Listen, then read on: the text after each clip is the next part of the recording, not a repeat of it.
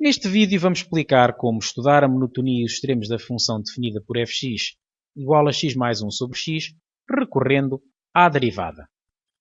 Vamos então começar, e o começo consiste sempre em encontrar o domínio da função em estudo. Neste caso, o domínio é o conjunto dos números reais tais que o x é diferente de zero, uma vez que não podemos ter um zero neste denominador.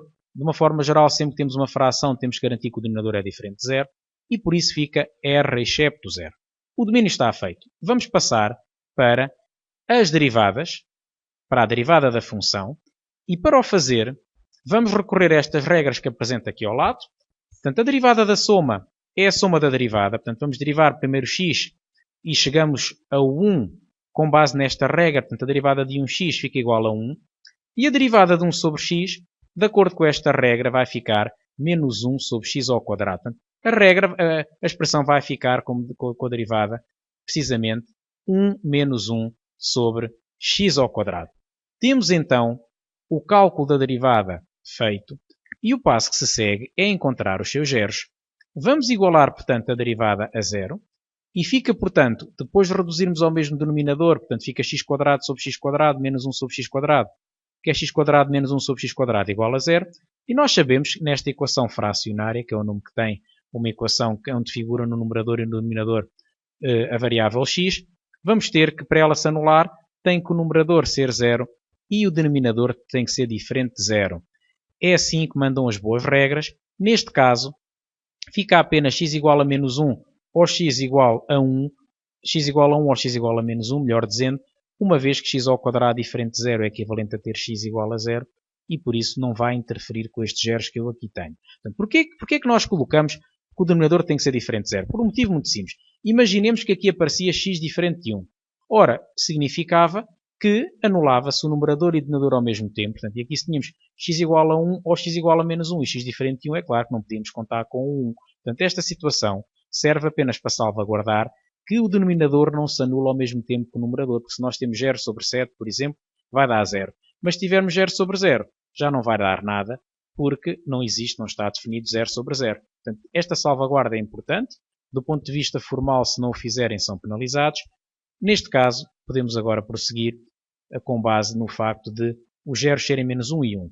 E o passo que se segue vai ser, numa tabela, apresentar o sinal da derivada, estudar o sinal da derivada de f, conjuntamente com a sua monotonia. E, portanto, o que é que vamos ter? Vamos ter aqui uma tabela. Na primeira linha temos a reta real. Temos que se anula a derivada no menos 1 e no 1. E, por outro lado, temos que o seu domínio é r excepto 0.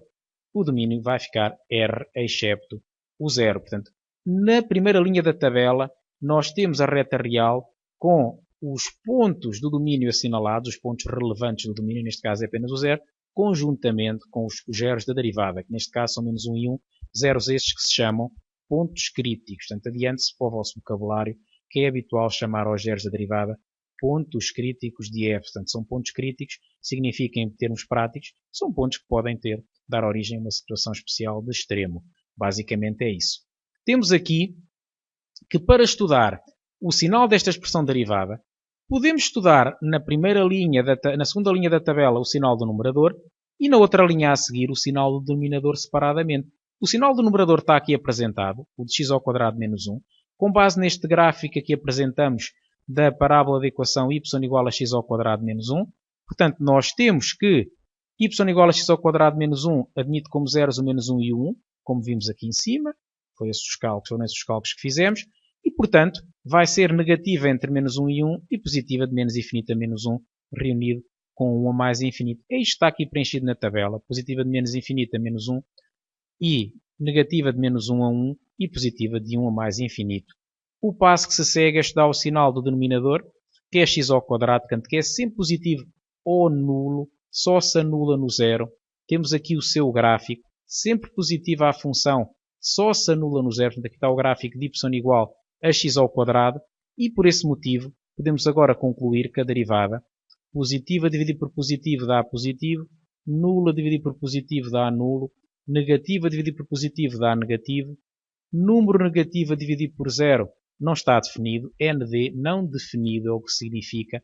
Podemos também colocar a tracejado ou dizer SS sem significado.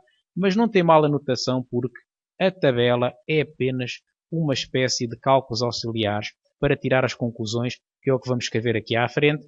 Aqui é, portanto, importante colocar uma notação que se perceba, mas não vai ser muito relevante. Negativo dividido por positivo dá negativo, 0 dividido por positivo dá 0, positivo dividido por positivo dá positivo. Portanto, podemos chegar à conclusão que a função é crescente de menos infinito a menos 1, uma vez que a derivada é positiva, é decrescente de menos 1 a 0, uma vez que aqui temos sinal negativo, é decrescente de 0 a 1, uma vez que o sinal é negativo, e crescente de 0 a mais infinito, uma vez que temos sinal positivo. Vamos tirar estas conclusões, é obrigatório escrevermos as conclusões, portanto f é crescente de menos infinito a menos 1, e em 1 a mais infinito, e vai ser decrescente de menos 1 a 0, e em 0 a 1. Portanto, é a conclusão que nós tiramos com base na leitura desta tabela.